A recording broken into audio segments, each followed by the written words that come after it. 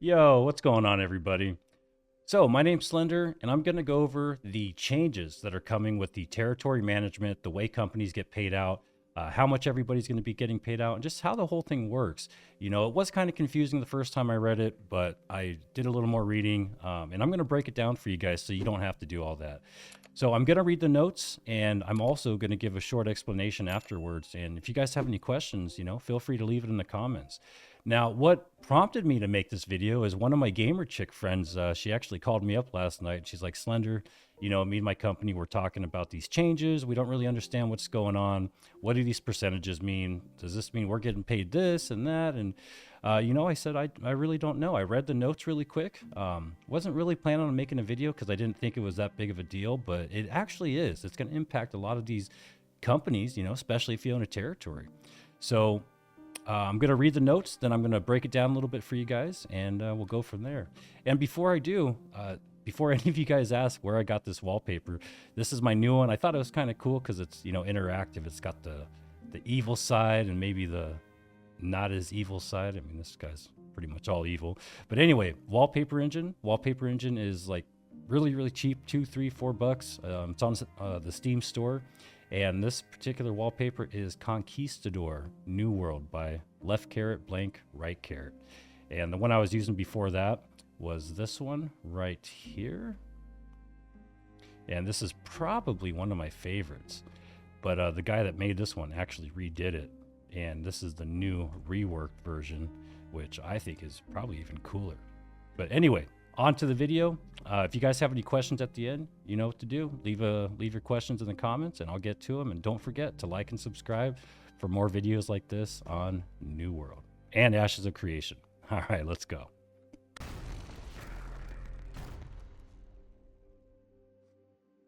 And one more thing I wanted to add before we get going. The newest member or benefactor to the channel is Nawad Wadden. Thank you so much, Nawad, for becoming a benefactor. You have no idea how much I appreciate that. And all the little kiddos across the world appreciate it as well, because we are now donating $89 a month to St. Jude's Children's Hospital. For every member is another $1 a month, and every 1,000 subscribers is another $10. Now we're at 7,000. Yeah, we're at 89 now, so almost 100. I can't wait. That's going to be a huge milestone for the channel, donating $100 a month to St. Jude's Children's Hospital. So thank you so much. All right, guys. So just like I said, I'm going to read this really quick. Not going to spend too much time. Going to go through it pretty quick, and then I'll do a breakdown. So, by the way, AGS, you guys have this weird thing up here. I think it's probably not supposed. Oh, hey, look at that. Never mind, false alarm. Luxendra, thank you, Lux, for giving us this breakdown. So, territory management in New World has a number of facets, all of which we are monitoring and evaluating. While we have a lot more changes planned to come, today we wanted to break down some changes we are looking to implement for part 1 of territory management revamp, the rewards. So currently the rewards for territory management function as follows. So companies own territories and they set the tax rates. So taxes on crafting, the marketplace, refining, all that stuff. So players spend or do activities in territories that provide taxes at the set rates. That goes to a ledger, and that ledger pays out to the company that owns a territory at a set interval. I think it's like once a week currently. I'm not really sure. Never owned a territory. There's a lot of good things about this system. We feel it's time for some things to change due to the changes in the game since the system was originally designed. Some examples below are moving items between towns is far easier to do. Originally, it was far more cumbersome. And they're absolutely right about that. There were high costs associated with transferring items, and dependent on whether your faction owned the territory you wanted to transfer items from. Traveling between towns is far easier. We reduced the Azoth travel costs dramatically and set the max at 20 Azoth. We made it easier to store more items in a single town. Housing chests doubled in capacity. The trading post experience has been streamlined. We linked all the trading posts together for ease of use. I remember when they did that. God, that was nice. I can't believe we've been playing this game for a year, guys. In the original design, players were more spread out. Let me zoom in a little bit. Selling resources mostly at the trading posts in territories where they were collecting them, like Everfall and Windsward. With the changes made to more easily transfer items between towns, players are primarily congregating in Everfall and Windsward to sell these resources, resulting in higher income in these centralized territories. Since the inputs to the system change, it's time to change the outputs. We spent a lot of time going over the data for the coin rewards for territories and wanted to share some of it with you. We took a look at the total coin rewarded for territories across the world in New World, and we found some distinct universal patterns. So pretty much some consistency as far as who's making the most money, what territories are the most popular, etc. The biggest takeaway is that Windsward and Everfall are the most valuable territories to hold in terms of coin payout weekly across all the worlds. And that's true. I've been to a lot of different servers, whether it's a big or small server. Windsward and Everfall are the poppin' towns. So with that in mind, here are some of our initial thoughts on how territory management could improve. So 1, we want to more evenly distribute the coin that is currently flowing through Everfall and Windsward. They don't want those to be the only, big cash cows. Because what can happen is, somebody gets lucky, gets one of the territories, spends, a week there, and suddenly they are rich beyond their wildest dreams. And now, they could pretty much do whatever they want. We want to redistribute coin rewards from Everfall and Windsward to other territories to make them more valuable. And I think that's amazing. That is really good because these other territories like Weaver's Fen, Restless Shores, nobody wants those. It's all about Everfall and Windsward. And they really want to make those other territories relevant. And I agree. We want to incentivize good territory management. This is another great thing because it sucks when, you have a house somewhere or whatever, and you want to do stuff over there, and the town or the company that owns the territory doesn't give a shit, and they just let it go, and don't defend it against invasions, don't manage anything, don't get defenses together and work together, and there's no discord for the invasions, whatever the case is. So they want to fix that, and they want to give us incentive that if you're gonna own a territory, you're going to want to make sure it's upgraded and it's defended because you're going to get rewarded for it. So they're talking about leveling up the stations and not just, not leveling them up, and also defending the territory from invasions instead of just, owning the territory and then taking a 2-week vacation and not really giving a crap about anything and just letting it get destroyed. So, and that would really suck, if you were one of the companies that owned it, and you spent a lot of time defending it, put in all that effort, upgraded the stations for somebody to just take over and just let it go. So we feel as players, there will always be some territories that are more appealing than others. And that's a healthy part of the game. So that's why, Kit Kat, that is why some of these are high percentages still and some of them are lower. That is why they're not all, equally distributed. I mean, they're more equal now, but that's why they have different percentages. So that answers your question. They still want certain places to be more coveted than others because it's just a healthy part of the game. You don't want every single town to be exactly the same as far as what we want to capture, what we want to keep, what we don't care about. They still want some of the towns to, stand out, like Windsward and Everfall. So let's see, we're looking to... Oh, yeah, so that's a healthy part of the game, all the stuff I just said. So rather than fight against that, we'd like to see a more equitable distribution of coin rewards from territories. We're looking to accomplish the following goals. So they want to distribute gold between all territories more equitably so that owners of Everfall and Windsward don't run away in power. So get that gold and just take off, and now they, could buy all best and slot gear for everybody and, whatever. So they also want to distribute gold to smaller towns to make them more valuable and have more territories worth fighting for. And I think that's great. I think that's going to make the game much more healthy, and, it's just going to be more fun. All the wars are going to be worth fighting for. All the towns are going to be worth, trying for, and, you're going to get rewarded for doing so. And they also want to give territory owners strong incentives to level up and maintain their town levels. So what they're going to be doing is they're going to be giving you more money based on your total upgrades, which is pretty cool. That's incentive for me. If I own a territory and I get more money for having a higher level town, meaning more upgrades, then I'm going to do whatever I can to get that done, make that happen. So to reach these goals, we will be making a few changes. So on higher pop servers, Windsward and Everfall account currently for approximately 20% of coin payouts from these territories each. So 40% total. So between Windsward and Everfall, they almost make up 50% or half of the total coin income. And they're going to fix that. They want to redistribute everything. So we'd like to introduce a system that adjusts each of them closer to 12.5% of the total payout. So we will pull all the income earned across all territories on a world. So it's no longer going to be on an individual basis. You know, Windsward's not going to have its money. Everfall's not going to have its money. Every territory, like if Everfall makes, 1 mil and every other territory makes, 500,000, they're going to pull all that money, everything together into one big pot, and they're going to distribute it to each of the different towns. And they're going to do it in a way that's more equal, instead of like Windsward and Everfall having massive payouts and then Weaver's Fen having basically nothing, not even worth, keeping it up and whatever, not making any money. So the percentage, wait a second, earn across all territories, then distribute a percentage of it to each governing company. So we will pull all the income earned across all territories on a world and then distribute a percentage of it to each governing company. The percentage amount is based on the territory and its town level. So to that end, the percentage of coin paid out will be tiered as follows. Now this was the confusing part for me because I didn't know what these numbers meant. And I'm going to show you what these numbers mean.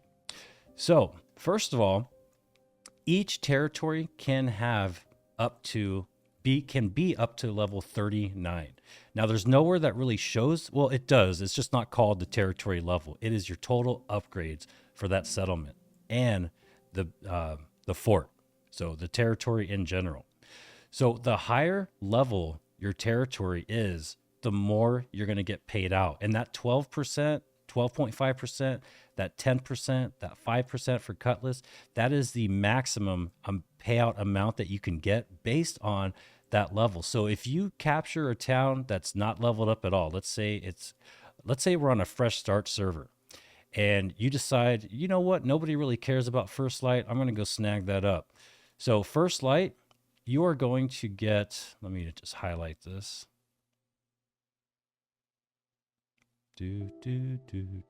All right, so you're going to get 0.13% of the total pool at level 0.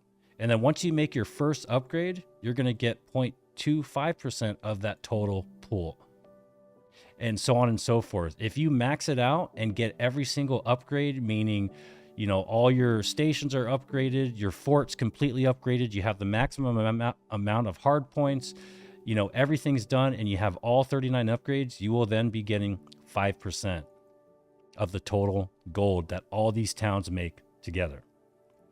And, they're keeping Brimstone. They're going to have Brimstone Sands be one of the big boys, along with Everfall and Windsward. Yeah, Windsward. So those are still going to be your top territories to own, but it comes with a caveat. So 5% is the minimum. That's for all the really, really, cheesy towns. And then 12.5% is the maximum. There's 4 different percentages. You're either going to have 5%, 10%, or 5%, 7.5%, 10%, or 12.5%. Those are the maximum. So you can see here that in the beginning, they're all going to be pretty much the same, kind of, because not really a big difference between 0.94 and 0.75. And as you start leveling up the towns, they're going to start breaking off, and they're going to be either a lot more lucrative or a lot less lucrative. But I mean, it's still kind of close, I guess. I got to stop clicking. Sorry. I have a habit of doing that. Shit. So anyway, that's how it works. And I'm going to show you guys really quick what I mean by level 39, 38, and so forth. All right, so we're over here at the Brimstone Sands capital. Right over here in the new area. And remember, this is going to be one of the 12.5 percentages. And they also said that they're going to keep, checking everything, and it may end up changing. So nothing's set in stone, but this is the numbers. These are the numbers they're at right now. So when you go to the territory planning board, you can see what level, so to speak, your territory is. So it's between your fort level and your city level, or your settlement level. So right now we have 25 upgrades which is, I believe, the max. And the fort has another 5. So it's at level 30, so to speak. And that's why it says 30 out of 39. So as of right now, whoever owns this territory, it is Revenant PTR. Okay, so Revenant PTR is going to be making Brimstone Sands, level 30, 9.69% of the total gold that is in this pot of gold. 9.69% because it's level 30. And once it finishes up those upgrades, they're going to be at 12.5%. So it's going to be a lot more even though, you know, there are some that are 5, some that are 12.5. That is a pretty significant difference. It's going to be a lot more even, or as they say, equitable, than it currently is right now. And by the way, guys, this will be in the description. So if you want to check it out, see the numbers yourself, you know, feel free. It'll be there. Now, you may be asking, why are the percentages trending similarly in value to their current coin rewards? Meaning, why is Windsward still at the top? Why is Everfall still at the top? And why not make territories with gypsum kilns more valuable, or distribute the rewards equally so that every town is whatever 100% is divided by 1, 2, 3, 4, 5, 6, 7, 8, 9, 10, 11, 12. Simply put, you, the players, have dedicated millions of hours to New World, and your territory standing and rewards reflect your time spent in Windsward and Everfall. So they're basically, you know, they're basing this on historical data that, you know, collectively speaking, we still really like Windsward and Everfall the most. So why not make them a little bit higher than the rest? So making them the primary market hubs on, let me rephrase that. So you, the players, have dedicated millions of hours to New World, and your territory standing and rewards reflect your time spent in Windsward and Everfall, making them the primary market hubs on most worlds. We expect them to remain the primary market hubs and continue to generate the most taxes moving forward. We will, of course, continue monitoring this and make changes if needed. So with the payouts for territories changing, it follows that the upkeep costs should be reviewed as well, and we found 2 problems. So here's another big thing that I actually like. Upkeep costs were not linear. There would be breakpoints that incentivize territory owners to not increase the town level to the detriment of all players on the world. So basically, there were systems in place that ultimately made some of the towns not really worth upgrading. And when those towns didn't get upgraded, it hurt all of us. And there was nothing we could do about it because they just had, you know, owners that didn't really care and didn't do anything. So they're going to fix that. They're going to make it, they're going to give us incentive to do that. So with the changes in territory revenue, some territories in lower population worlds would not see profits at all past a certain town level. By making the upkeep scale linearly, with the territory rewards, the incentive remains balanced through all the levels, making it always the right choice to level up the territory to everyone's benefit, which they're right. You know, we want all these upgraded stations everywhere. It's nice. And to that end, we are adjusting upkeep costs as follows. My God, I apologize. So currently, this is the way it currently is. I'm assuming, because that's what it says. I've, again, never been an owner for more than a couple of days, never really got into that stuff. I wish I could. So currently the territory reward tier for 5% towns, for example, Cutlass Keys is a 5% town. Currently for Cutlass Keys, the upkeep cost at level 39. So when you are completely maxed out, the current upkeep cost is $190,000. And that's for a place that isn't making very much money the way it currently is. So they're right. It doesn't make sense to have this number so high, you know, when your town is not making that much money. And that's why people don't upgrade it, because it just costs too much money. And same thing for the 7.5%. So for example, Reekwater. If Reekwater is level 39, their cost is $190,000 for upkeep costs. That's what they have to pay out. So to the town.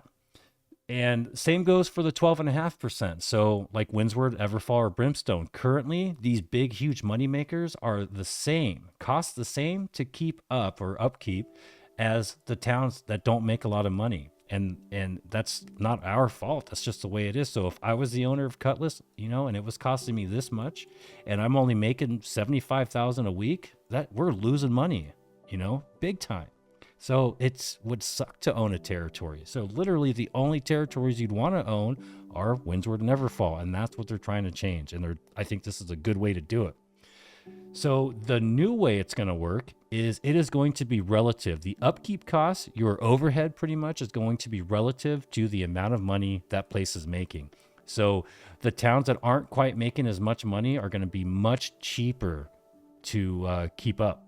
And the towns that are making big boy money are going to be much more expensive than they currently are. So those are going from 190,000 to 237.5.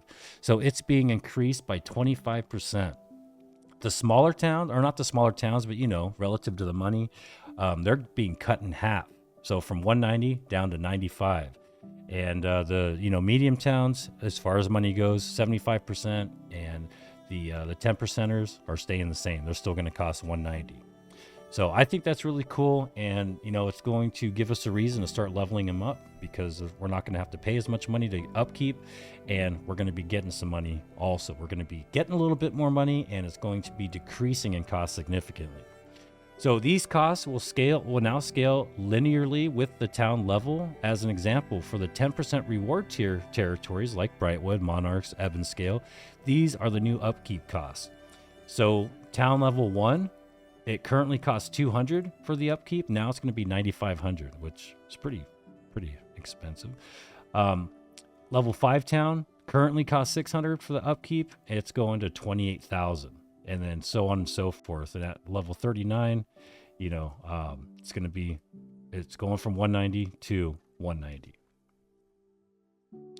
So finally, we have locked all the tax rate for all territories to the following. So we're no longer going to be able to set those high taxes. A big meanie company is not going to be able to max out the taxes. They're going to be set in stone. So housing tax is going to be adjusted from, before we were able to change it from 0.1% minimum all the way up to 1% maximum. And they're going to be changing it to both, or to just 1% period, min and max. The crafting tax is going to be adjusted from, which we used to be able to change before, from anywhere from 0.5 times minimum to 3 times maximum. It's going to be 0.5 times for both min and max. So 0.5 period. Refining is going from 0.5 to 3 to 0.5. And trading tax is going to be adjusted from, before it was 2.5% minimum to 25% maximum. It's going to be 2.5% both min and max. So it's going way down.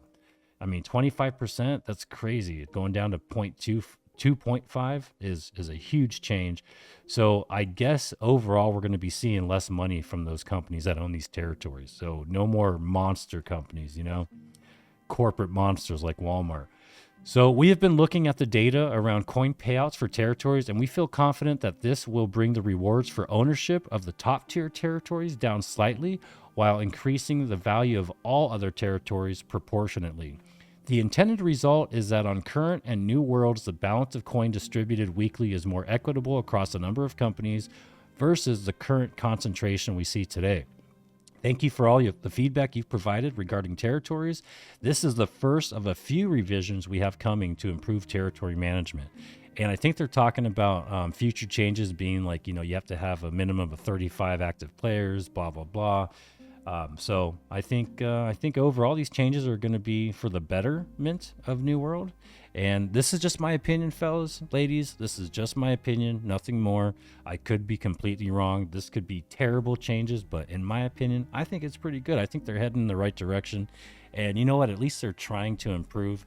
And, I'm sure some of you will disagree, but I'm sure a lot of you will probably agree. And, well, actually, who knows? So I'm going to go ahead and read these anyway, just to be completionist. So some FAQs, frequently asked questions. I am in a company that currently owns Windsward. Does this new model mean owning it will no longer be as lucrative? Yes, that is intended. Some territory rewards are too far out of line with others. Again, due to the initial design components of the system changing, the output should change as well to balance the territory rewards. What this means is it will still be more income to hold certain territories versus other territories, but the previously undervalued territories will become more valuable to hold, and we're hoping to balance the value of holding territories with this change. If your alliance of companies currently owns Windsward and First Light, you'd be making approximately 24.7% of the coin distributed through territory payouts each week. In the new system, you'd make around 17.5%. I see Brimstone Sands as a higher tier territory in this model. Will these change over time? And I think it's because they know a lot of people are going to be going there, so it should be a pretty good new trade hub. This system also allows us to adjust whenever a new territory is released or if trends emerge in the game. As you can see with the addition of Brimstone Sands in the chart, we will monitor the results of these changes and update the percentages as needed. Why are these changes coming now? While these have been being reworked on for a while, we wanted to ensure the system was in place before Fresh Start Worlds. We have heard you that the income from territories such as Everfall and Windsward earned their owning companies feels like they put those companies significantly ahead of the other players. By introducing this system before Fresh Start Worlds, we hope to make the initial territory scramble more equitable. It was obvious that if we did not make these changes in time, owning Windsward and Everfall would be a significant advantage for the first few weeks while higher level territories waited for more player traffic. We are in the process of translating this into German, French, and Spanish. They will be posted below once completed. So I was planning on just reading this straight through and then doing the explanation, but I kind of changed it as I was doing the video to, breaking it down as I read it. So I hope you guys are okay with that. And I hope I was able to answer some of your guys' questions. Kit Kat, I hope you got what you needed from the video. And guys, remember, like and subscribe if you want to see more stuff like this. I try to do my best to keep up. And the more subscriptions I get, the more likes I get, the faster I'll be able to quit my damn 9-to-5. Help me out, guys. All right. Thank you so much for watching. Any questions, leave them below. I love you guys all. Thank you so much for the support. And I will catch you guys in the next video. And hey, maybe I'll see you on the PTR. Bye, guys.